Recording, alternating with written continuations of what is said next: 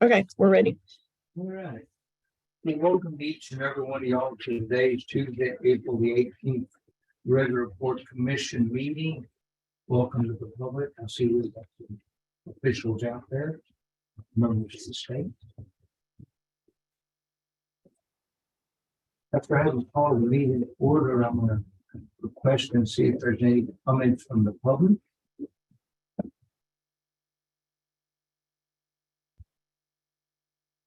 There's nothing online. No one on Zoom. No, Oh, I've got two people, but no comments. no comments. Motion back. All right, with that being discussed, let's move on to the consent agenda. And that's approve the minutes of March the 21st, 2023 regular meeting and accept the harbor master's report presented at our last meeting. We have a motion by Mike Dwyer that we so do and move. Second. Have a second from Ray Butler. Accepting the minutes and the harbor master report, all in favor, say aye. Aye. Opposed? There's no nays and you will move forward then. Agenda item 3, receive the financial report of the revenue, port revenue, and then tariff, county agent payment report, revenue and expenditures, balance sheet, property retribution taxes, profit allowance and cash flow. Ms. Sue, if you would please. Good morning. I'll have what you get there. So your tariff reports are right there, pages 25 through let's see. Well, they start on page 25. And you continue through page 32.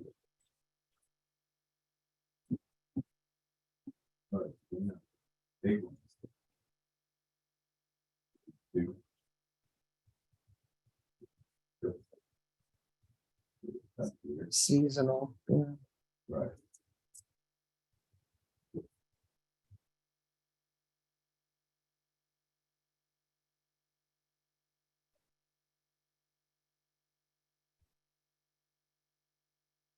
Hard, and then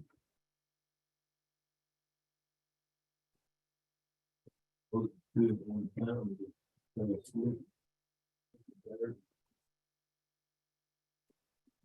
50,000 barrels. Yeah.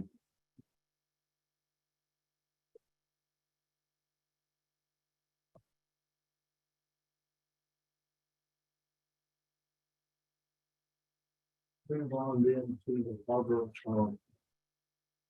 the aging, county aging report. All right. That is on page 33.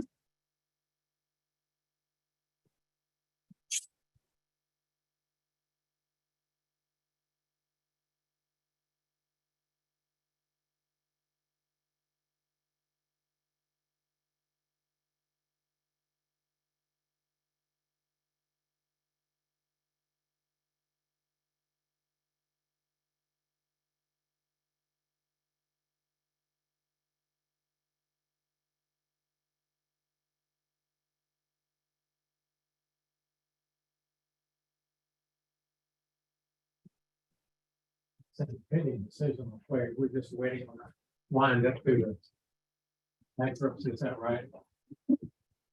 Yeah, I mean, right, for the pre-petition stuff. Yeah, it was, I mean, again, they told us most likely we were probably not gonna see anything, but we still could, so that's why it's, That's supposed to wind up this week and next week. The top situation. What will we do there? or what? On the top situation. Leave a note at the bottom says that we're working with the daughter. Yeah, she just appeared, actually. We were, had sent 3 letters to the brother. Anyway, she called and said she hadn't talked to, anyway, I talked to her a couple of days ago, so. That's just gonna give you the title. No, she wants the boat.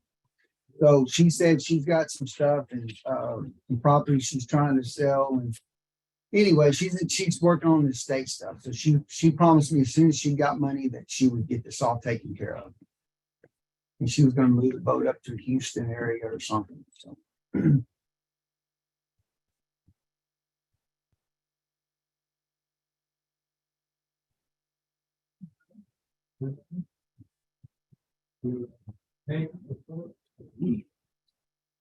That starts on page 34.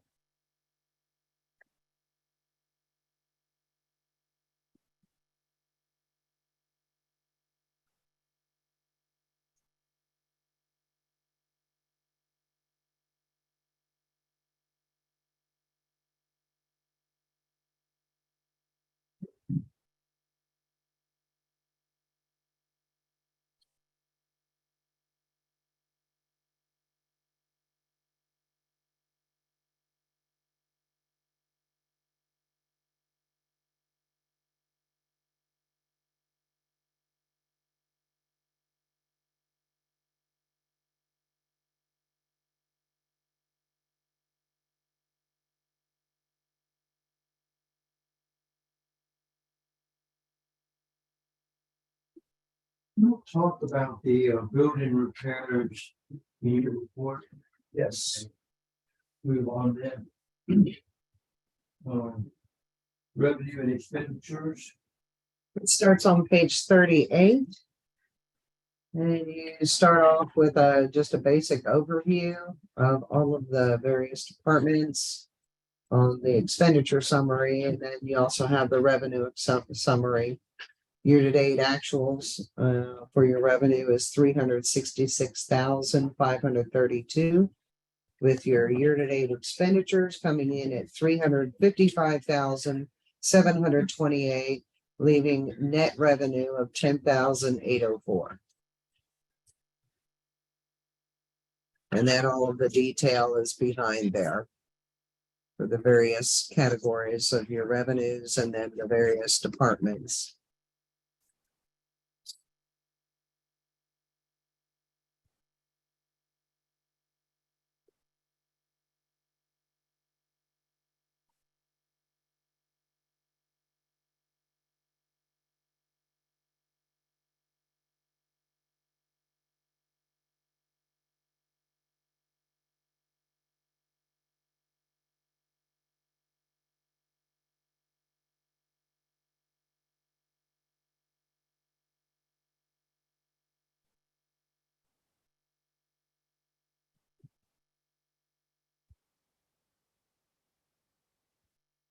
It's a total audit fee for the city of, we're about 10% of the total audit fees. I would have to, I just don't know those off the top of my head, but I'll be happy to get that information for you. Please. Sure.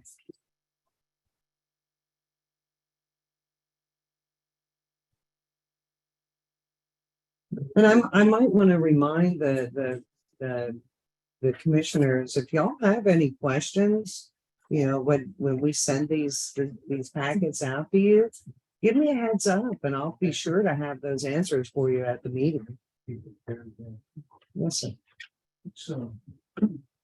We'll move on then to the ballot.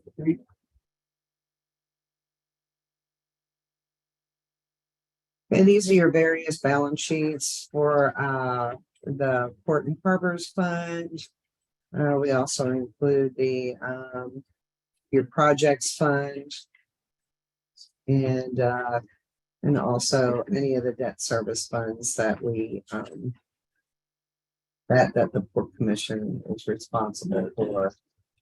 This basically just shows you what the cash in the bank is. This is just a cash position at snapshot at this point in time. So your total of your claim on cash and then your investments in Logic is $561,660. And that's down about 125,000 from last month. Yeah, actually, you were negative in a couple of these funds because of the debt service payments. And we just transferred some money over there out of Logic to cover those negative balances. paying bills with it then. Yes, certainly. All right, let's move on to profit and loss and cash flow. This is the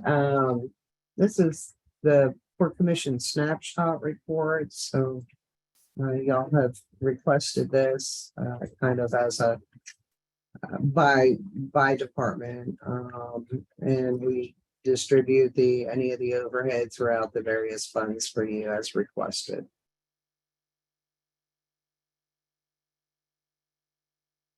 The last page on page 57 just again gives you kind of a snapshot of the cash and any outstanding purchase orders, anything else that's coming up.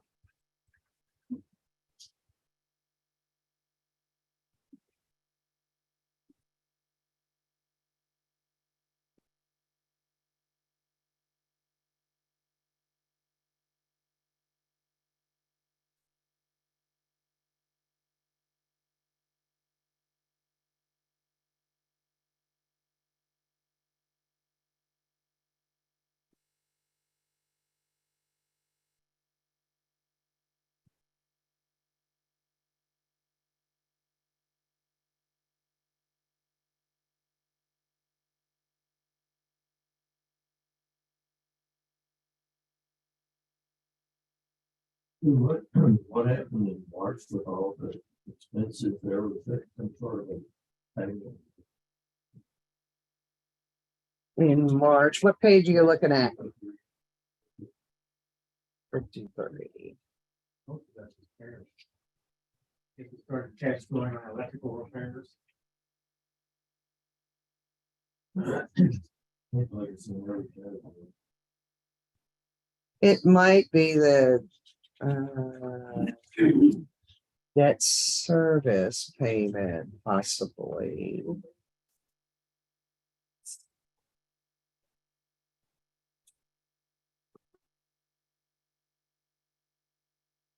yeah, if you look on March 55, the contracted services.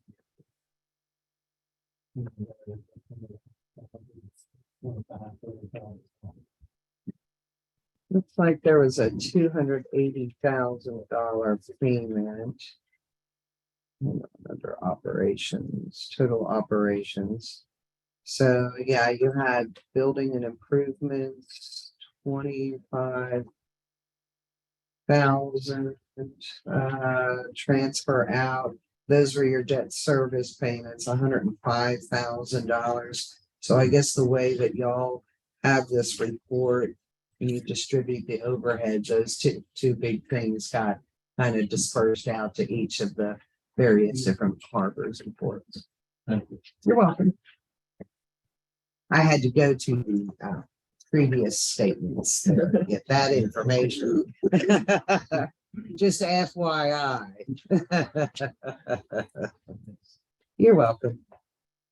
The big jump in March is the revenue that we got in telling us. Was both March, we noticed we went from 29,000 to 56,000 with the fertilizer and approval. I mean, that's all. That's long. We did do a transfer for 100,000. Thank you so much. There's no further comments. We'll move on. Move on to agenda item number 4. Received this report of the renovation of non-land marina breakwater. Matt is on here if he's got any more recent information, but we talked last week and Parks and Wildlife has requested another revision to the Section 7 evaluation, which in our environmental review, which involves endangered species requirements. We are waiting on the approval of these revisions. Once we receive that approval, there will be about 2 months or so of review time for the U.S. Fish and Wildlife Service before we will receive authorization to bid. So we're still plugging through the process. Is there an estimate when we'll be able to go for bid? As soon as we get the approval, the full environmental approval, then Matt's predicting that U.S. Fish and Wildlife has about 2 months after that after we get the current approval on this endangered species, and then we'll be able to go out for bids. So I mean, we don't have the endangered. I don't know if Matt, if you talked to anybody, you got any more feedback from them? Can you hear me, Matt?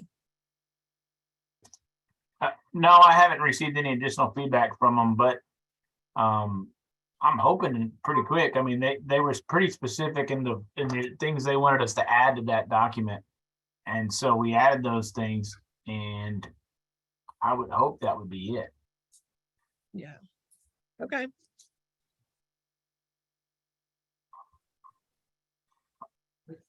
Into agenda item B, discuss the property values and valuations. I included in your packet, the latest email I've gotten from, Mr. Yander. Jim did spend some time and got some, information, what he could glean from available, sources of some more information about the storage tanks down at the harbor or refuge. And we got that to him. I know Mr. Yander's been, communicating with some other cities or harbors in the area. And as you can see in there, he said that he is hoping to begin revising this report next week and get it back to me as soon as possible. As soon as you hear from him, if you could send us, a summary of his report. Or Sure. Yeah. As soon as I get it. Yeah. towards that end. Yes. But Yeah, 6 weeks, he doesn't pay a lot of attention to us. We mailed the 28th. you've been at quarter line. Well, 6 weeks. Oh, yeah. Yeah. We're going to move on then to agenda item 5, receive status reports on special projects. Agenda item B, status report regarding. 17 and 17A. Okay, let me go through this. Now TCQ, the Municipal Solid Waste Division, did recently approve our application to disturb the surface of the landfill, which Matt had prepared on our behalf. Now, the application proposes completion of this regrading in about a year. If you recall, we were looking at,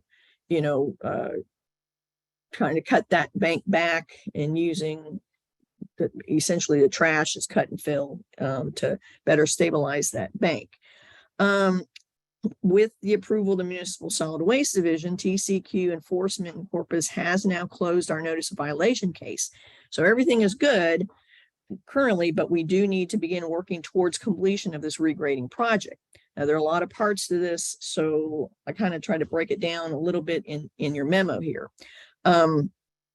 First, as we talked before, this project, as well as 2 other shoreline protection projects at the Harbor Refuge, have been included in the 2023 Coastal Resiliency Master Plan, which we'll discuss a little bit more information in a separate agenda item. Mont McDonald is currently working on a GLO KEPR grant application that's due in early June that will provide shoreline protection for these approved projects. Now, if approved, we would be responsible only for a percentage of the preliminary engineering costs, and GLO would pay for everything else using GOMEZA funds. Now, recall the Matagorda Mitigation Trust has set aside $200,000 for us to go towards this engineering match cost.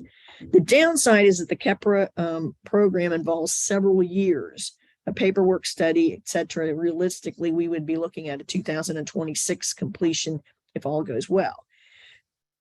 We've thought about it, but we'd rather not ask for that long of an extension from TCQ. So the plan is to use part of some projected CDBG mitigation round 2 funds that we anticipate receiving, which is currently it's proposed to be about $9.1 million, to use part of this to do this initial regrading project and cover the disturbed shoreline with clay as was approved by TCQ. Then the KEPRA project, again, if approved, would then add articulated mat to provide a more long-term protection. Now, we will need to establish, and I discussed some of this with Raymond. I think he's been a couple of the meetings we had with Mont McDonald. But we will need to establish a public access way to and along this shoreline in order to be approved for the Kepler funding. This would be similar to the public dock space that we have at the Harbor Refuge right now. It's not going to be a bulkhead, but an articulated mat. A note, the city can still in the future provide bulkheaded access along the north side of landfill site that's not has not experienced this large amount of erosion. And Mont McDonald has already been selected as our engineer for any CDBG mitigation funded project. So they will need to be our engineer for this regrading project. It will still be a few months, I think, before the allocation is finalized. And then we will need to submit an application to verify that this project is, in fact, an eligible expense. Like I said, there's many parts to this. There's still many unanswered questions as we go through this. But at this point, we believe this is the best course of action and offers the maximum potential for protecting the shoreline along the old landfill at the Harbor Refuge. Will this interface smoothly with the Mont McDonald, the geotubes, and the corporate debt remediation? Is that going to keep us from moving forward? Just say No, nothing's going to keep. I mean, again, what we're looking at is doing this kind of in phases. I mean, the short of us requesting from TCQ, which is still an option, we could go to TCQ and ask them for a multi-year extension. I don't know how they would respond to that. But with this mitigation money coming up, we could use that mitigation to do the first phase, which needs to be done. And do this project to regrade the site and get it all ready to where then the Kepler project comes in, and that puts the articulated mat down to kind of, make it more of a long-term solution. So, I mean, the other thing would be just wait and put the whole thing under Kepler, but then, we're pushing things down the road. Now with our CDBG mitigation money, the other project that we're looking at is the Corporation Ditch watershed. And Mont McDonald has done we've paid to do a master drainage plan of that watershed area.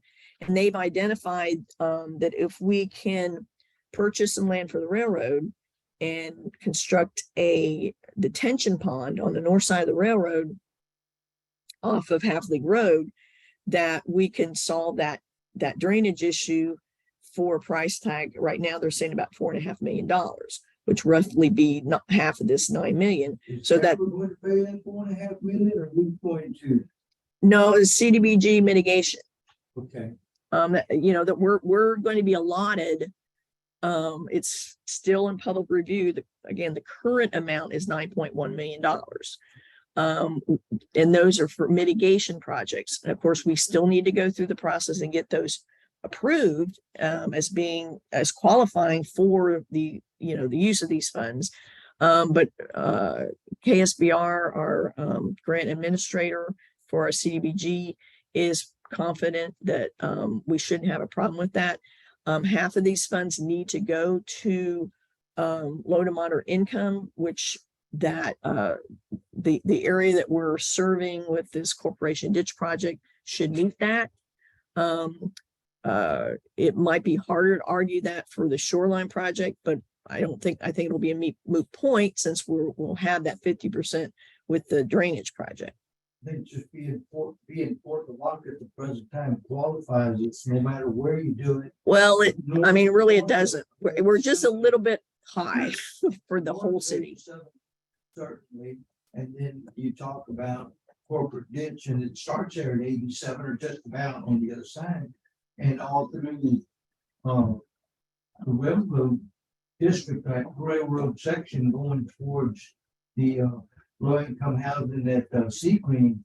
I don't think it should be a problem if you'll make them aware that you do have Sea Green on one side. Oh yeah, this all has to do with census studies, or if we have to go out and do door-to-door surveys. But like I said, right now we don't anticipate that being a problem, meeting that 50%. We But- don't have to wait till 2026 to get started, though, you're saying. No, I mean, again, that CDBG funds, they're in, public comment period right now. I don't honestly know, but I would think, in another month or so, they'll have that figured out, but then there's a process. I mean, nothing happens quickly, but there's a process, and at some point we will get the okay to begin working on our applications. And as soon as we have that, I've already, prepped or let KSBR and Mont McDonald know. As soon as we are ready to go, we'll start working on those applications, and we've kind of scoped out what we want. So it's just a matter of putting them together.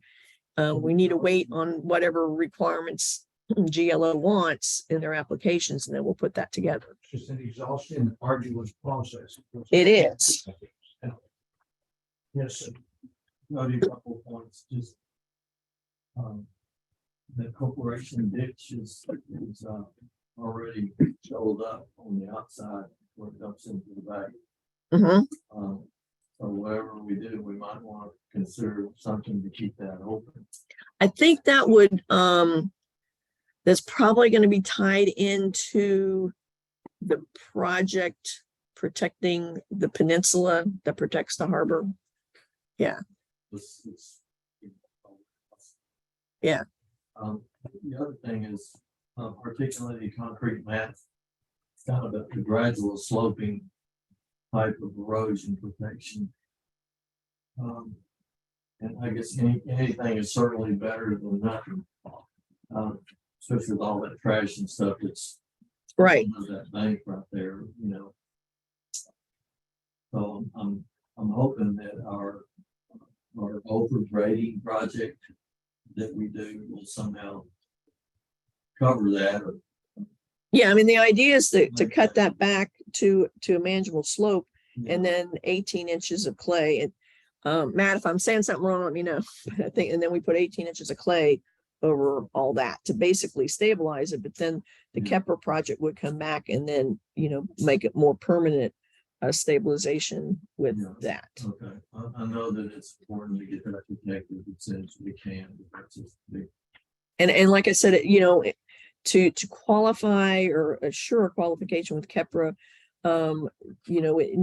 that area needs to have a public component to it. So just like we have the public dock area identified there in front of track 3, we would have a public dock, an easement, a public easement, which can be along that south side of that what I think is currently track 16 somewhere. We don't have to do that yet, but at some point identify a pedestrian, not pedestrian, an access easement, and then have a section of that along the shoreline has public access. That still doesn't mean that, others can't use it. It's for the public, but just similar to the public dock we have at Harbor Refuge. South side of that harbor in the past used to get used until it got overgrown and difficult. We cleaned it up, and we need to focus on getting it cleaned up and dressed. You are on that committee. Keep an eye on the corporate ditch so any input, make sure you make it something. And- Make that known. And I do have a meeting, Raymond, tomorrow at 11 o'clock with Mont McDonald on the Kepler applications, if you wanted to join in on that. Okay. The other thing that is just a general comment here, but when we get that track 1717A protected from that long shoreline there, sooner or later, hopefully that winds up being a bulkheaded area, so it can be used. Like I said, like we discussed before, I mean, clearly the north part of that can. The east part, I mean, it would be on our dime, and then we have to just look at the Kepler application and what our commitment is making. Basically, it's primarily, that it has public access, but and I think the shoreline there isn't as tall as it is on, where Helene and all that, they are. It wouldn't be as tall of a bulkhead anyway, but I think, I don't know. I mean, I know the Kepler would not pay for that. No. Move on to agenda item B, and Raymond just touched on it a little bit. CRG limited phase 2 environmental assessment for the Harbor Refuge Tract 16, 17, and 17A. Yeah, the last action on this, if you remember, is we had to submit an affected property assessment report to TCQ. And that was done. I did check back with John, what'd they say? I guess Friday and yesterday, and he has not heard anything back from TCQ yet. Move on to agenda item B. The project 9250 of the Texas Coastal Resiliency Plan associated with GLO Kepler grant application. So I just wanted, I touched on it here a little bit ago, but I just want to make you guys aware that the 2023 Coastal Resiliency Master Plan is now live on GLO's website. There's a link there in your packet where you can go and take a look at the report. There's an overview report that lists our project number is 9250. We're in Region 2. It is included in the plan.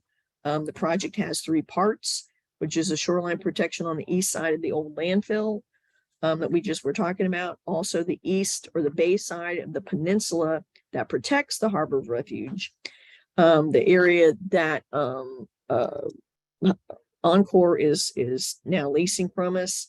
And there's probably a similar thing that the very edge of that would need to have some public access coming from the north, but we can work those details out. Sorry, Joe, the edge of what we need. The edge of the peninsula, the outside edge of the peninsula, would, We designated as track 11 or track. Yeah. you're talking about? Okay. yes. But again, it would be something similar. That all this stuff is your. Yeah. And then each side of the wetlands area on the south side of the harbor of the refuge tract, which is all that wetlands down below our constructed wetlands.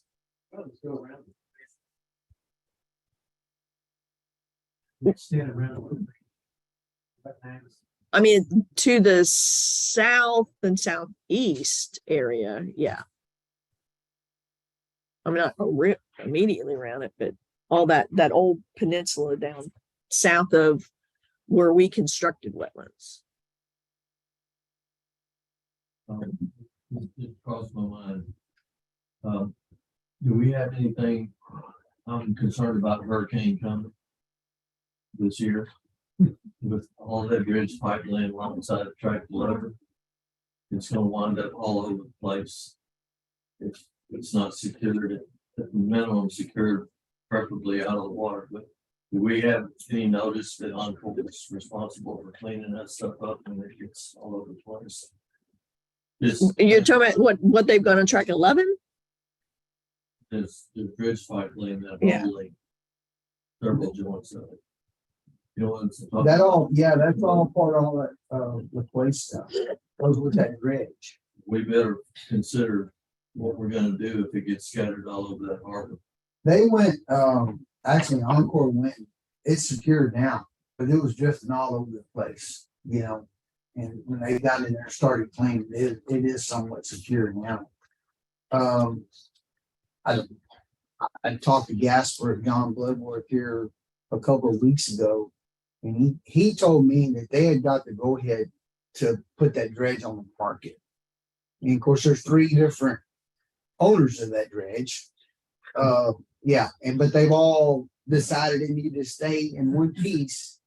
It's easier to get rid of. So I haven't talked to him in maybe 2 weeks. So I don't know if they got a broker there, trying to get rid of it or what the case is. But he told me they had just gotten approval to try to sell it. Yeah. So all that piping goes with the dredges in front of track 3. Goes with the dredge, yes. Okay. All right. Follow up on that conversation, maybe some at the next meeting with you, please. All right, we move on then to agenda item 6.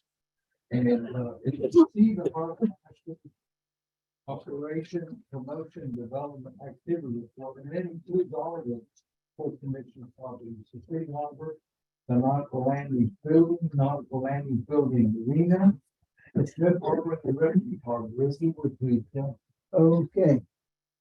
City Harbor, okay, Miller Seafood, that was on my report last month. I had talked to Curtis, he is gonna renew his lease, so we should be getting a letter from him. I'm sure pretty quick. The Big Bear lease, I think we're fixing to discuss that, on the next item.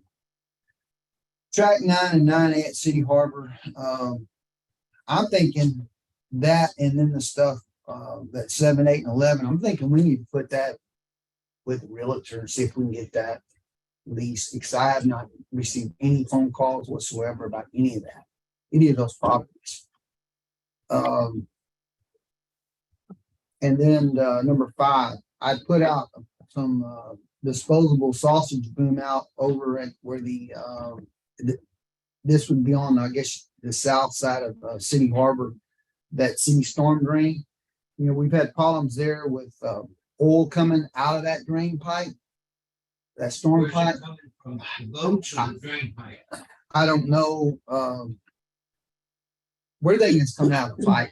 Mr. Moon, which is here with the General Land Office, he's been involved in it as well. You know, I pulled the maps and went and looked at all the storm drains that go into that pipe. I can't see any oil anywhere. But would you mind addressing this? Mr. Basically, typically it seems to happen whether it's on high tide, as the tide goes up. The tide goes back out is when we start seeing oil coming out of that container or out of that drainage. So it's washing the pipe? It typically when the tide goes up, that drainage pipe is subject to tidal rise. So when the tide goes up, it's fine. When the tide starts going back out, is when we start seeing the sheen, the oil and stuff coming out of it. So as far as I've looked in the manhole covers and drains, I've seen nothing in there. So I can't tell you exactly where it's at, but I do know that I've actually witnessed it coming out of the drain pipe. That's over by Ranger Cemetery or at the corner where we put the new. right Corner, yeah, up in the corner. it's up under that little bridge Yes. thing. Now the oil looks new. I mean, you'll see big splotches, and I mean the oil looks. I mean, it's not burnable. I mean, it's new looking oil. I don't know. Now I tell you, we go to number 6, item 6 here. I have been in contact with the company out of Houston to get them down here to do a CCTV inspection on that pipe. I don't know when I'm gonna get them down here. Wayne has some stuff he needs to have run as well. So we'll get them down here as soon as we can. We get authorization of building, we don't need a vote or a motion on this. No. And we need to address that pretty quickly, because I think this is the second time we've heard about this. At least. Yeah. At least. And then, of course, number 7, the trash cans all disappeared over at the old Evelyn's or Wild Reef building, an area where people go down there and fish. So we're gonna try to get some cans put back out there. Nautical Landings building, Barefoot Construction, he built the cupola on top. The end wall on the building when you go down to go into the park, it was in pretty sad shape. He's got that done. We replaced a whole bunch of deck boards on the deck again. In Of course. the extension for the AC units. The extension for the AC units has already been, that's all finished. There's a 4, We done with the boards on the deck, or it's just we ran out of money? ran out of money, basically. We spent about $15,000. What we did is, we did a change order on that whole project. think it was. It could have been as much as 20,000, but we didn't want to use it all up in case we run into some electrical issues. That's, you know. that's all built into the electrical, the cupola, the wall repair and all. That was all that. Yeah, Yeah, we we did throw the deck project in there as a change order because we needed deck boards replaced. So that wasn't part of the original scope. Question was, do we need more deck boards because we're running out of money? What do we need to do, or do we, you know, allocate fine funds or something? I think we're probably okay. I mean, I think we're probably okay for now. We might want to do another similar project next Next year, year. you know, I mean, there's probably gonna be a few boards here and there that we'll have to replace along the way, but next year we ought to have it in really good shape. Just a safety concern. that- Exactly. No, I understand. Yeah, we're lucky to be alive. But then the electrical part of that project, there's a 400 amp panel that's on like a back order type status, and they were out one day last week. The electrician was and mounted a, I'm not sure what that big, it's a big aluminum panel. I don't know if that's that CT panel, what that's gonna be. But they mounted it on the brick, area where, that pump out is, by the day room. So they started on all that. He told me that worst case scenario was June on that 400 amp panel. So, in any case. So it's coming along. You lightly touched going back, you said on agenda item 4, track 7. You said you got that cleaned up. You looked at trash cans because somebody picked them up. What story? I guess, or they blew in the water or something. But they're gone. The public is providing those through the city or something. No, I think No. the city does that. I think Public Works Yeah, dumps them. I think they were just the 55-gallon drum I think things. so. Yeah, It'd be nice if we could go back and have actually it'd be nice to do this at the marina too, where you go down the dock is, where they take a couple of 4x4s and put in the ground and then take those plastic 55-gallon drums and tie them, bolt them through, so they kind of sit there at an angle and they won't blow away. Didn't we influence city park with attached types or something? I don't think they were attached there, but those look a little nicer, when they have the 2 4x4s, have the drum attached to it where it can't blow away, but maybe we can get something like that done down there. I don't know. I'll look into it. Nautical Landings Marina. I haven't heard anything about the Matt Estes boat. I sure wish it would go away. But I mean, at the moment, it's okay. So hopefully, city attorney will get something figured out on that. I mean, that's been going on for quite some time. The abandoned boat, I did met with Nancy with Axis on the 3rd of April. I had her look at it and see what it would take to make it go away. And she shot me a price of about $1,800. If I got it to the refuge harbor and got it drug out on the bank, she could, get rid of it for about $1,800. And that's kind of what I'm thinking we need to do. I was going to get, what I was going to do is get Encore to drag it out, and then they take the track on and just crush it. So they come, they come down there and just load it up and go, take it off, haul it off,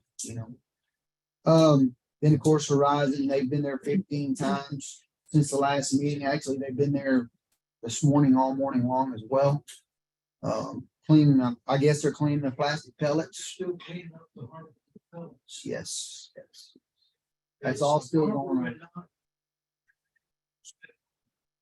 Well, Smith Harbor and the Marine. Yeah. Sir? Yes. Oh, at my house? No, they haven't cleaned anything there. Up there, those up there, right? Oh, yeah, no, I got them all on my shoreline too. It's all coming down somewhere. Yeah. On the drains up there. Yeah. You're out there close to 6 Mile Park, right? I met with Anthony. I can't remember Anthony's last name. He was with that environmental group. Remember we had the meeting at the Nautical conference room? Can't remember. Grace and Nichols. Grace Nichols. Actually, he invited me out there. I think I mentioned this in the meeting several months prior.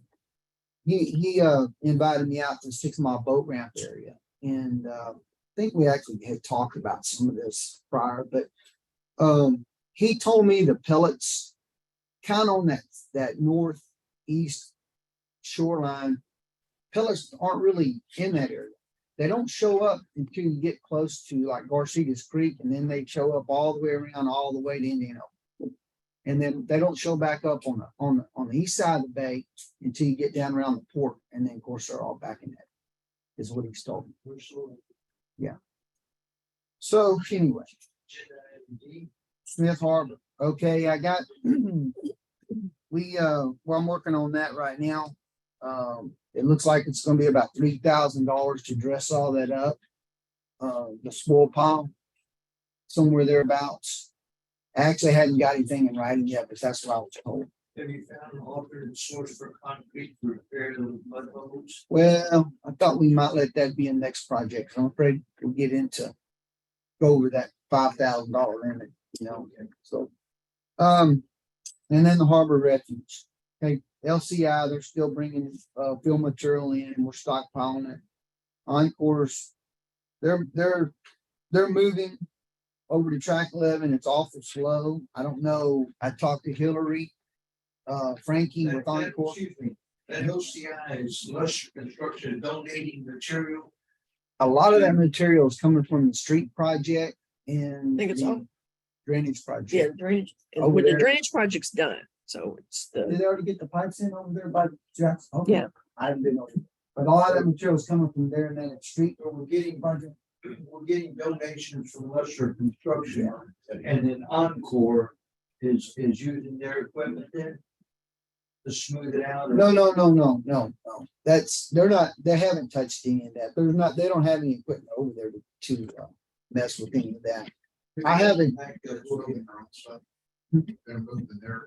Yes, they're moving their equipment over to track 11. Yeah. They're still working. Projects. Yeah, they were they got a big project over at Matagorda, and that's kind of been the holdup. It's also, but they're still using that land. They're still New using painting, land. stuff like that. They don't have, well, part of the problem is they don't have a shoreline. I mean, they don't have, now that pipeline with the liquid dredge pipe stuff, that whole shoreline's taken up. Of course, they're leasing track 3. They can't use the bulkhead there either. So. Yeah, I'm sure that their barges are probably, they got 2 or 3, I think there's 3 barges down there currently. And I'm sure they're going to have to sit there until we get some of this other stuff moved, because they don't have any place others to go with it, But The only question is, if the company is still at 31st of March, they're not paying rent for the property, they're using the property. Not just the whole stuff, but using. Yeah. We were painting and sandblasting, I guess. Yeah. Well, I just gotta mention this. That dredge pipe effectively makes that whole inside peninsula unusable for water to shore. Then we need to be getting some pay for that or get it out of here. well, I know I had tracked down when we first started that, trying to figure out who it belonged to, this type Yeah. of thing. And so it all came back to Munson, which Munson's part of the dredge project. Well, Chipper Dow with Encore, they've actually worked with Munson Dredging on a few projects. So we got a hold of a superintendent over there at Munson, and they kind of worked that part of that out amongst themselves. And he put a couple of big anchors out, and so the pipe is actually there's a little barge there too that's not in very good shape. They've kind of drug it up and kind of secured everything on the bank so it doesn't, drift out in the middle of the harbor. And of course, John Needs to be Bloodworth, gone. yeah, I know it does. It does need to be gone. And of course, John Bloodworth Shipyard, they are paying $200 a day for the dredge to sit over there on the dock. As So soon as this bankruptcy filing with great residence completed. We need to absolutely move that property. I mean, whenever we have the go ahead to do that, we will do that. Yeah. We actually, we talked to a gentleman that was watching the dredge for the US Marshals. And he mentioned to us, he said, y'all can move that dredge if y'all want within 25 miles of that location. And at that time, city was not receiving any payment for the dredge sitting there. So I called Gasper, Vienna with John Bloodworth Shipyard. And I said, look, I'm thinking we may move that dredge over across the harbor. And he said, well, I'd rather you not do that. Kind of went into the deal with about the US Marshal bill and all. And he said, I'd rather you not do that. He said, I don't mind paying. And that's how the payment deal got started. We need to get this through. No, I agree. No, that's okay. Okay, so yeah, the Encore. I had talked to Hillary Frankie with Encore, and she was going to send Jody something in writing, you know, an exact date when they would be off of the property. I don't guess you ever. Sorry. Not that I know of. I know it came up in their meeting. They have meetings on Fridays with all their top people over there. And I know it came up in the meeting because I was told it did. So we'll make sure we get something in writing on that. Let's see. Okay, then back to track 3. All the trash. You know, I had Mike Reeves with Republic come out and look, and there's several piles of trash on that track. There's probably 7, maybe 8 totes. Some have liquids in them. Then there's 3 or 4 55-gallon drums that the tops are cut out with trash in them. Some other drums there with some kind of liquid in them. No. Have you been in contact with Axis? They did such a good job cleaning up. Well, 16, 17. What we did was, you know, we had Republic come out and look, and it was going to be, you know, probably $3,000 or $4,000 just for them to bring and dispose of the one pop, you know, with the roll-off boxes and stuff. And so that same day that I had Nancy down there, we looked at that as well with Nancy with Axis. And she said, yeah, we can come in and clean all this up. We're looking at about $7,500. And I said, we could take, because this is another thing. Republic will not take any drums, whether they're trash junk. We can dump the trash in the roll-off, but we can't throw the drums in. And I was told, I thought maybe we could smash them and throw them in there. But I was told if we get caught, that's not going to be good. Nancy said She'll take all of it. Axis. I got to consolidate all the liquids and get the route down here that you know pumps the oil out of the. Allocate money for you, or Well, all I need. Oh, it's within my scope. I got one more bid coming. I haven't got it. Yeah. So that's what I need. And then I told him, you know, make sure we know where Nancy's taking she's this, so gonna we give us make some- sure that it's everything's all right. But anyway, and I actually talked to her. I said, look, I got to get one more bid, and I said, we're going to pull the trigger on this, but she'll take everything. Right, you mentioned Republic. You need to bring the Republic supervisor down for the brush pile. They're just scattering that brush out there nilly-willy. Well, I think, It's difficult for them to clean up, and months later, it makes it difficult for people to traverse those roads. You come down there and have them come down there and show them, hey, this is unacceptable. I was out there the other day. It's unacceptable. well, actually, it's kind of a joint effort between Republic and Public Works. And so I did mention that to Wayne, and I think, in fact, it might be today, they were going to go out there and move piles around, because their Public Works is supposed to be keeping up with making sure it gets, you know, Republic comes and kind of dumps it, and then Public Works kind of pushes it off to the side. So it should be looking better here in the next couple of days. Okay, and so that takes us to number 4. the rail spur repair. I got another bid for it, so, we're gonna get the switch done as well. They'll probably be here next week. They're waiting to get those rail cars, whenever Helen had the rail cars out there, we come in and work on that. What's the number? Sorry. 150? Oh, no, that's just for the rail, the switch and. That's a 7,500. Right, yeah. Yeah, 70. It's 74 something. One of it was 70, part of that was 74, the other part was 50 something. And I think the second bid. I can't remember the numbers offhand, but they were almost double what Diamond was on both of those repairs. I actually also had Jim down here with Diamond K to look at the drain pipes under the track there on the corporation's ditch. And he got me a number. We didn't add any, we got a couple other people that are gonna send us some information as well. But I can tell you he was looking at about 255,000. That was to replace the pipes new.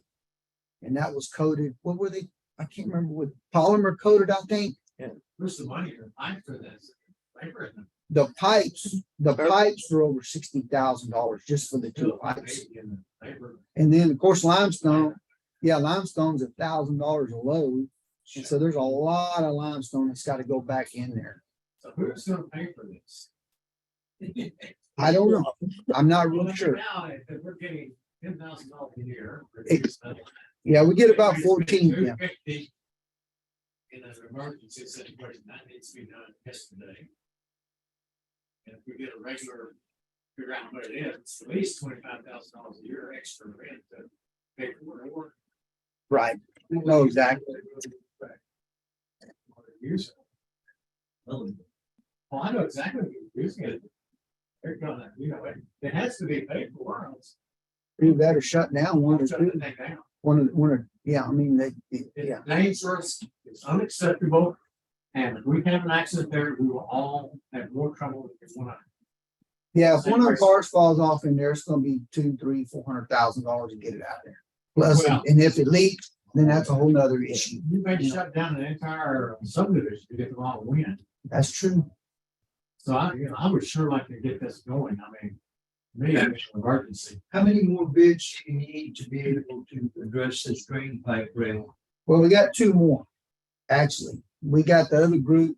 We got a price to coat it, and it was 250,000 as well. Yeah. But There's another group, I think, same type of process, right? again, if we're going through some sort of a purchasing cooperative, we're good. We don't Which have to. I mean, right now it seems like we need $250,000 no matter what we do, but we're looking at other Well, we options talked too. about, when we were out there with him about this coating, he said he would not recommend that at all. Yeah, I mean but I'm saying that's. So the only acceptable is to Yeah. replace those pipes. And that's what my point is that just recoating it was as expensive as replacing. it. Exactly. Yeah. The other The option, question is, can we get it to council? Get it approved, go ahead and get it done, but it's an emergency that, I think they're approved with the fertilizer. For us, they gotta be getting close to their end. What if we went to Helen and we said, look, We don't have a choice to get it. well, I know we don't, but what if we went to Helen and said, look, it's gonna $250,000 to fix this railroad track. We don't have money. So you can't use it until it's fixed. Now, you can pay for it if you want to, get it fixed right away, and we'll just take it off your charges. Well, why don't we take it off of their charges? Since I'm saying, close on it, using it, so somebody's got to have it to. Yeah, I agree with that, but Well, what about just don't, look, we can't fix it. If you want it fixed, here you go. I think they have to understand that it's gonna cost gonna come back to them. I mean, are we willing to finance it for them on maybe a 1% per month or, $30,000 a year extra to pay for that? So I mean, I think really that's what we're seeing. We're getting our attention drawn. It's expensive operation. Right. And they're bringing in, each one of those is about 1,000 tons. Yeah, 100 tons per car, they got 9 cars, so about 1,000 tons. And they're, I don't know what the value of the fertilizer is, but it's maybe $500 a ton. You got some input, James? I'm listening to what they're talking about. I don't recommend what just putting this, Yeah, the coating. because we don't know what's behind it. Yeah. That's what worries me, is we Yeah. don't know Like I what's said, outside of that pipe, if it's collapsing around it. They believe that the bottom is in bad shape, the sides, and the You know, top. I looked at the bottom before I could see in there, right? and it, that pipe's gone. You didn't go around, going around in there? You could walk in it though.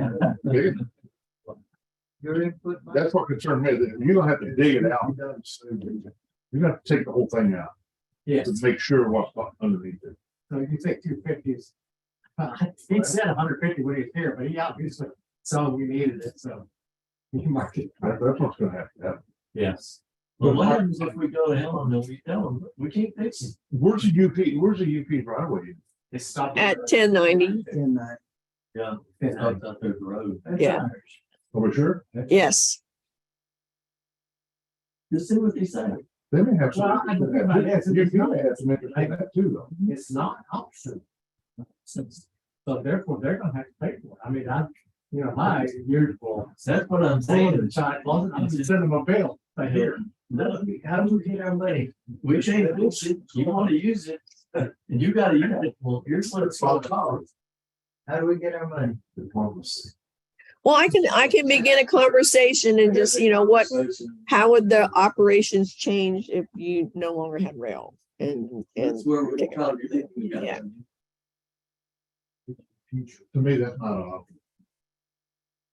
To lose the service. Yeah. there. But once you lose it, then you're coming back. No, it's. I'm not talking I mean- about. I'm talking about the railroad. right, I mean, you're right. If we no longer have that, we're gonna lose rail through the entire town. that's all the whole, Yeah. that's the only thing is keep that Helen is rail not gonna place. let you Yes. lose. It's too important to them. I don't know that. Well, I mean, I had- let's go find out. Yeah, because we had some conversations, when we were looking at increasing the rent for it, which anyway, but we'll, Has anybody approached UP? No. no, Has we anybody haven't talked. looked at this? Yeah, but they might all of a sudden say they won't come anymore if you I tell mean, them. there's a possibility, so they find it, they're not gonna come anyway. And the FRC was down here a couple of weeks ago, 3 FRA? weeks ago. Yeah, FRA, yeah, and they were all over UP. I mean, they were out. I mean, their rails in pretty bad shape. And I don't know if it was because all the stuff that's been going on, all these other, How far did they go? I think they went all the way through town, from what I understand. UP is tighter on money than Helen is. Our stuff looks pretty good compared to theirs. Thing is, we don't have. an option here. We can say, no, we're not gonna do it, and shut them down. Forever. Or we can, if they, once you want to use it, we can fix it, and get them to pay for it, and come to the table. Well, like I said, I think you could charge them an extra $25,000 a year, but you pay it off in 10 years. That might be acceptable to us. I don't know. Why don't we go talk to them first? I just think if Oh. you're not ready. let's get this I'll have a made. conversation. This is not optional. Can't go into it and then talk to them about a couple things. Think they might want to do, we're gonna leave. It's not, that far of conversation shouldn't even be minds. Gotta repair it. It's dangerous to them and to us. I live there right now. It's a little frustrating to, see those trains over there and ride. All it takes is one roll off. Well, what's wrong with going to Helen and saying, look, we got a serious issue out here. It's going to impact you. I would not approach them as an option. They hear this issue that's going to be fixed. It's sure you're gonna have to pay for it. It's not optional. What does the contract say about that? Are we responsible? %. Well, I mean, the contract said they have access to rail. It also says, that, if anybody wanted to bring in more rail or something, it's their responsibility to do that, not hours, but, Maybe they the only customer. that sells it on weekends. current, yes, at this time, yeah. But it's, and Mike has a valid point. I'm not gonna use the word emergency. It is an emergency. I'm not gonna use the word emergency, but it is incumbent upon council to authorize and approve us moving forward and funding, if it takes a general fund, and then bringing Helen to the table. And I think Mike is correct. And hey, it's gonna be $2,000 more a month until y'all pay this thing out. Y'all are using it. Instead of saying, hey, we need 250,000 up front. It'll just be part of your ongoing 40-year lease that you've got for booming Port Lavaca. Yeah. But it is incumbent on council to turn loose of the money and let us move forward, because it is a major safety issue. If we see rail problems throughout the nation, we don't want to be one of those cities. I agree. You don't want to be okay. Right. Yeah, pumps forecasted, evening pump forecasted. Well, Helen knows this too. They don't want to, they'd be the poster child as well. I anticipate they will see we're not allowed to go big railing here. I just don't think the economics work for them very well. If we charge them $25,000 a year extra. And you really kind of look at the amount number of rail cars that come in. It's about 10 or 12 trains a year. So. $2,000 a train come in extra. I don't know. I mean, like I said, you sit down and talk about it, it's, and I say, this is, they're gonna have to pay. In order to maintain access. See, I would argue they should pay for part of it. And a lot of. Well, Because there might be other people that's need it. That's what I would say. I was told, right now I'm the only customer, but you're telling me for the next 40 years, I'm still gonna be the only customer. So I suck all this up, let's share it. Well, they've been on this for 30 years at this point in time. So, We're not supposed to have it for 30 years. Yeah. So we pay for it, they pay for it. Diplomacy. well, we're financing it, that's the starting rate. What are you gonna do if they say no? No, we don't need Well, we can't. And then the city have to decide whether they want to keep the railed areas and emergency and then decide to spend the money. They can't continue as it is.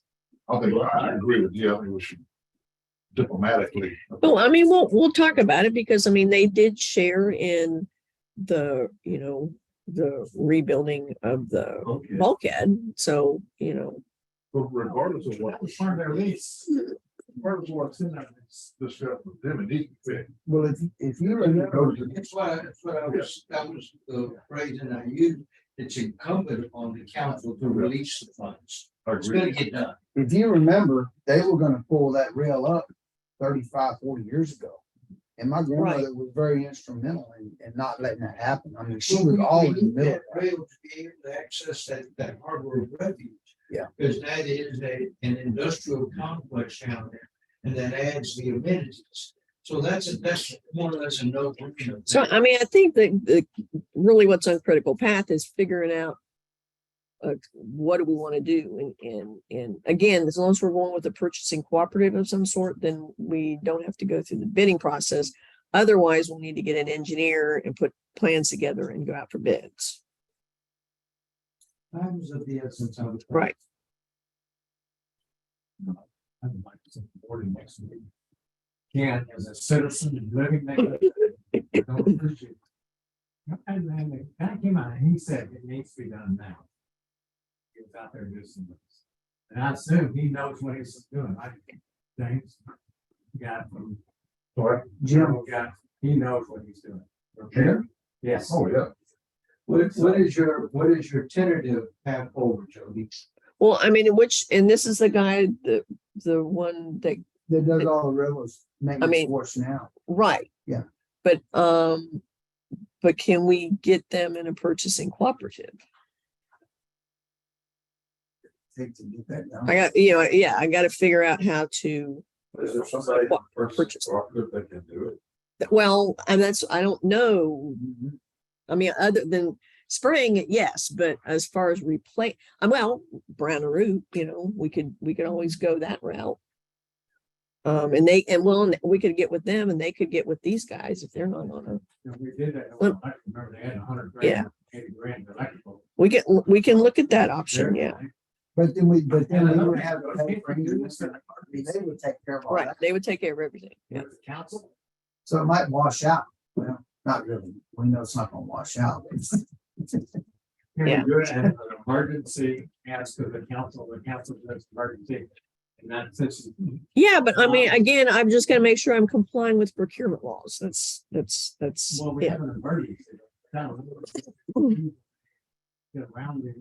But you said Brown and Root is part of the cooperative, so Brown and Root is part of the cooperative. and Yes. If you want it done, you don't have to go Right. through the bidding process forever. You want Right. it done. That's what the school district does. Yeah, that's it.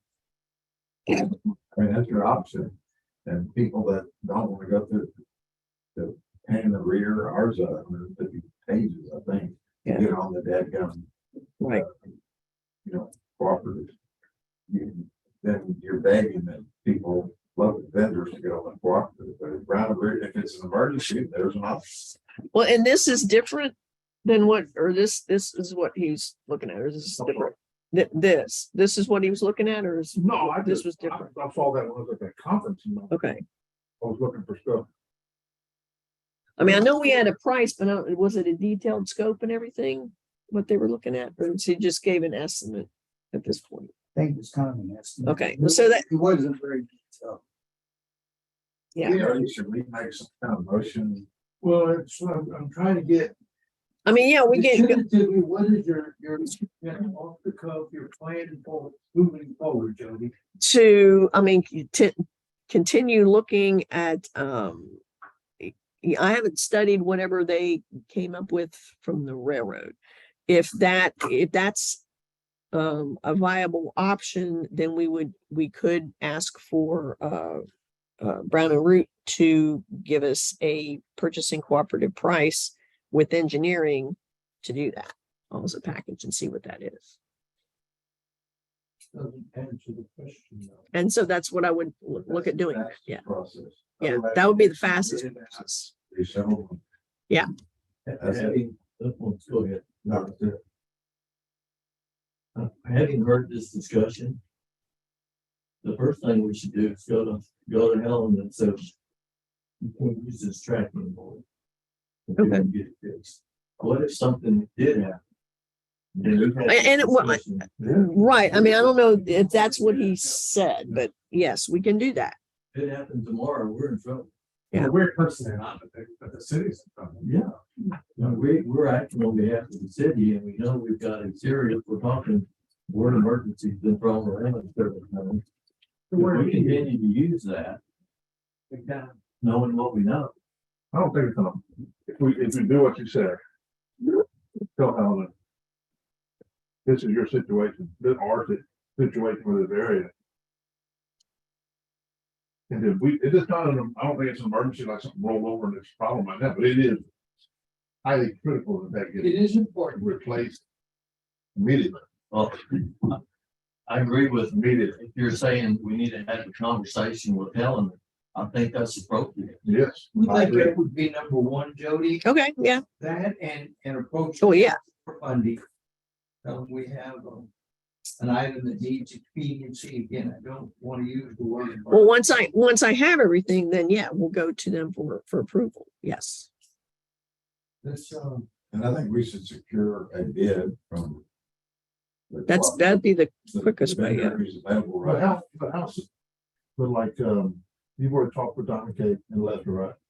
Not Lester. Not Lester, No, no. and the quote Jim quoted you with just word about. No, he actually put it in, it's on paper, but it's not broke down, pipe. Well, he's already included the civil work, I'm sure. Oh, yeah, no, it's all there.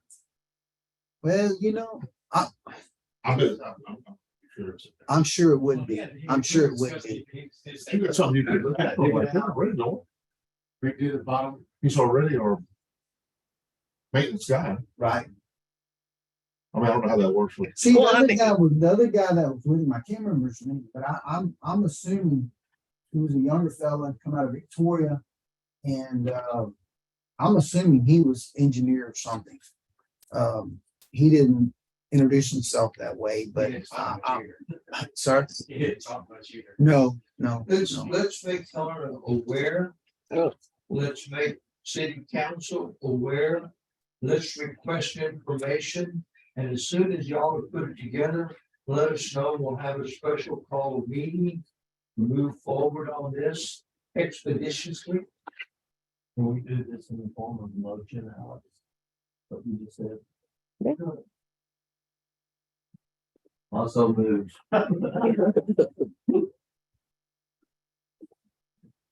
So we have a motion that has staff to advise Helena of the problem with the training skid quality. Advise council with sense of urgency, needed funding. Get the bids and proposals in as soon as possible. And call a special meeting to move forward to finalize this. I need a second. Second. Have a motion. from Raymond Butler, a second from Mike McGuire. All understanding. Motions move forward, say yes. Yes. Yes. Opposed, no one's opposed. Motion passes. It is scary. Oh. Agenda item 5. Okay, well, there's not much to talk about. We discussed that, and I don't think anything's gonna happen until we get. Michael out there. Number 6, and this just came up, so it's not on your agenda sheet.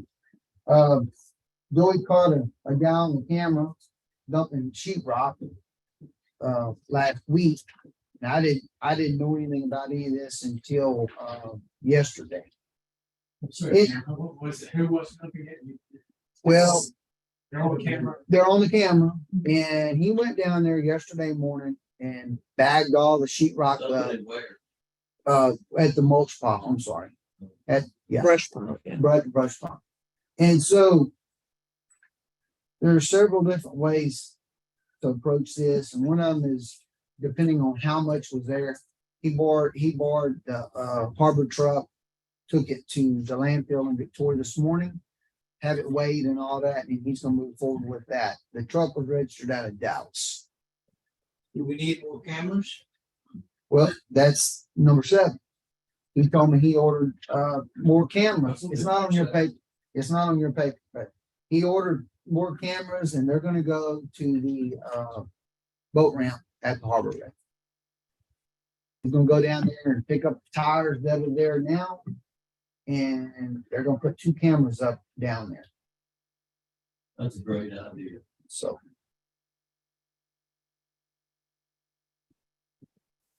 The cameras worked real well. I mean, it really has. There's another, it's- Y'all put a couple out there on 1090.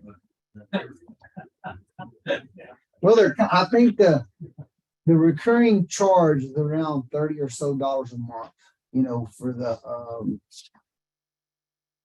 storage, I guess you would say. That's what it's been on that camera that we've had out there. The cameras are probably, I don't remember the exact number, but by the time you do the batteries and all this, it's about $900, I think, per camera. So, I don't know. I know Port Commission's paying for them. I don't know if there's a way that maybe they could be billed back through the police department, because I know Collins looked at them and he called me to come in on a couple of those sales pitches, but hadn't done anything as far as purchasing cameras. So we just kind of went out on our own. But my thought would be we ought to charge them back to them. Or part of it back. When we get somebody like that, we ought to look at it. Well, I talked to Joey, and actually, Joey's the one he's really on top of camera bill. I mean, he's managing those things very well. And he made a comment that that maybe we ought to talk to Tanya and put this on the front page of the paper. Hey, this is what happens when you dump it. You know, and kind of persuade some of those people from doing it. And actually, I talked to Tanya and she said, yeah, oh, yeah, that's not a problem. We can sure do that this morning when she was here. So.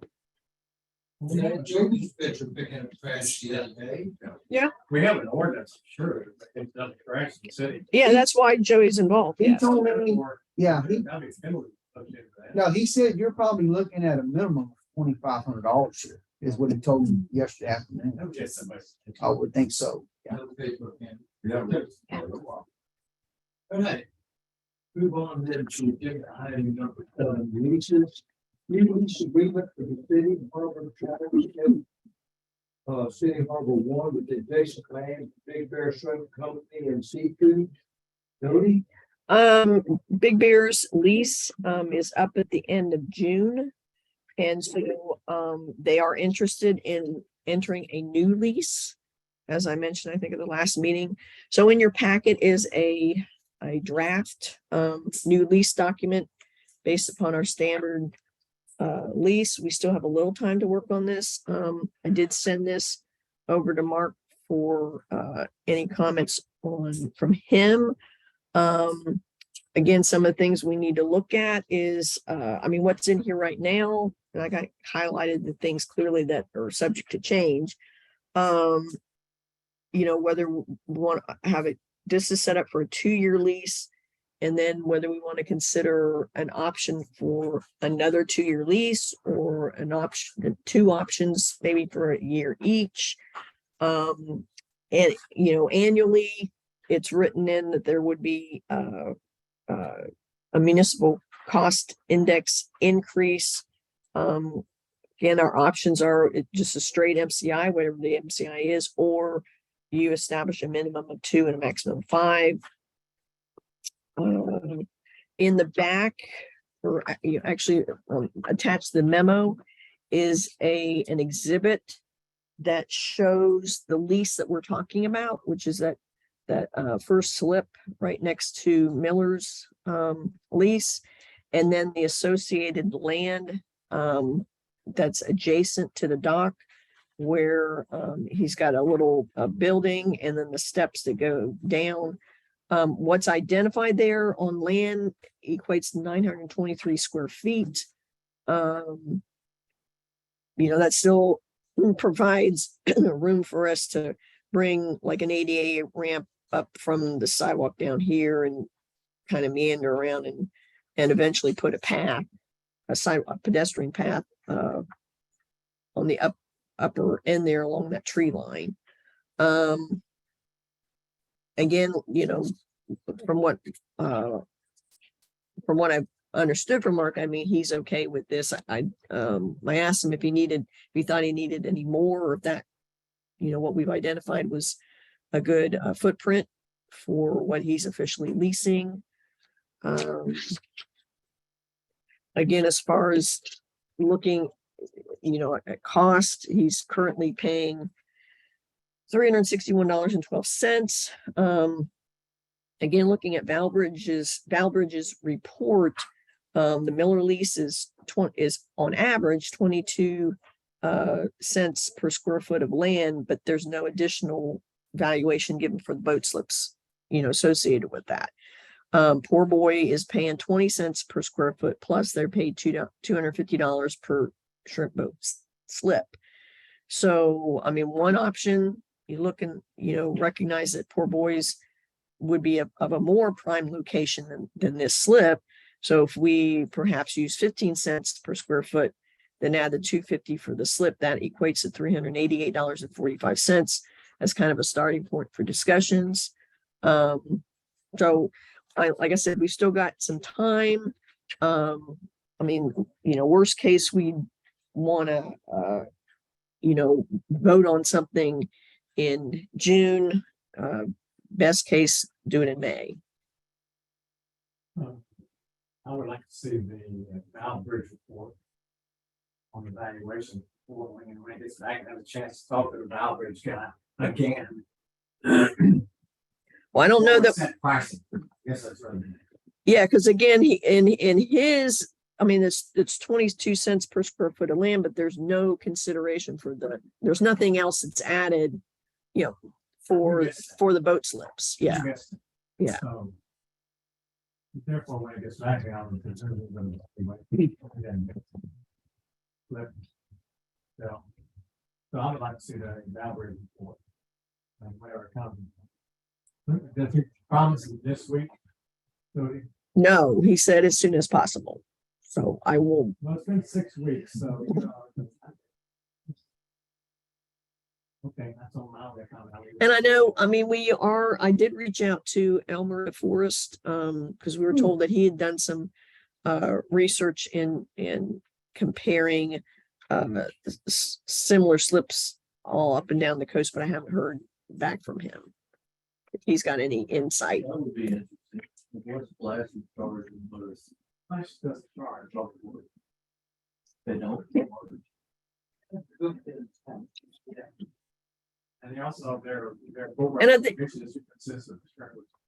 And Seadrift is currently $30 per linear foot, but that's an annual tax. I mean, an annual And fee. that's annual fee. And actually, they're in the process of like she just mentioned, the mayor's kind of in charge of all that down there. I didn't know this until I had a conversation with our harbor master down there last. But week. even that $30 per linear foot annual, that would equate to What is that? $125 a month. That's what it is.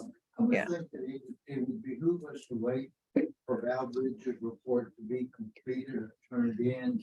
And you're not looking at big money here. So at our next meeting, we can finalize, get us some information as soon as possible. It's not, like they've got 80 boat slips and. Or do we have a recommendation or feel for the term of the lease and any options? Sorry. The term of the lease and any options. Options, who's the bank, and I don't pursue the bank to the city. So. The extended option I wouldn't agree with. And, Valbridge on first blush gave us 22 cents a foot. Why would you do 15? But again, I'd rather get a confirmed report from. But are we offering a 1 year, 2 year, 5 year, or, Couple of years. and that's it? We'll come back to the table at that time.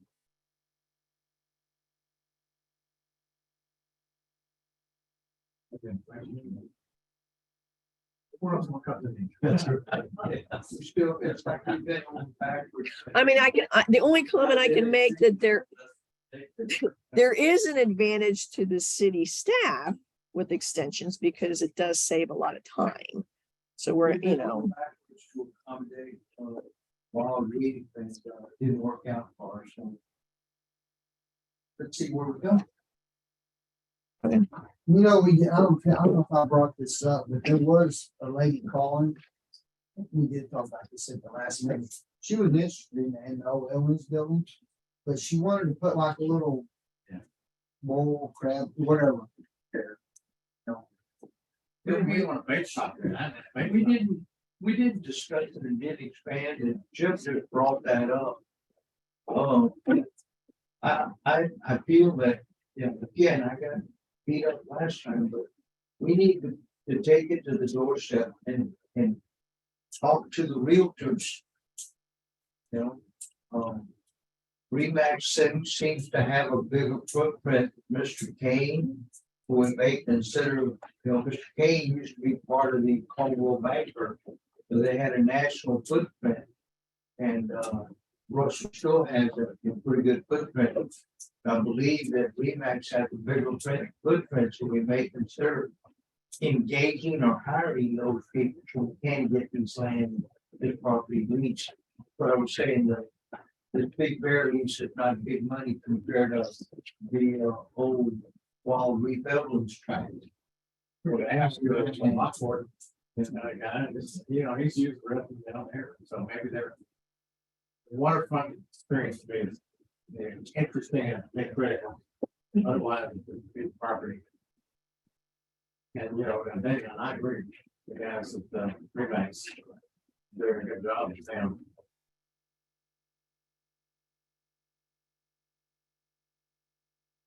Your phone? You probably got that in your phone, yeah, you have 30. Well, let me ask you this, let's just talk about this for a minute too. Since we're on this, that I think in that Valdez report, you know, they were looking at about $1,600 a month for that building and that Probably property. just back, again, we've been getting 32, or 36, whatever the number is. I think it was 30, Steps associated with it. I think it was 32. So we had 3 slips associated with it. I think So so. whatever the price of the slips is, but if you bought that off, that would be the random. It was a question of, I think the successful banks did very well. They're got the best interest with city. People come out and look at that. The Navarre just called me and asked me about it. Who? Navarre's is, Thank you, but maybe not this time. did she call you, Joe? Not on that. You don't get it. Maybe Jody didn't give her a phone. Getting sidetracked. We are sidetracked. Let's move on to agenda item number 8, and that's coming from the commissioners. James?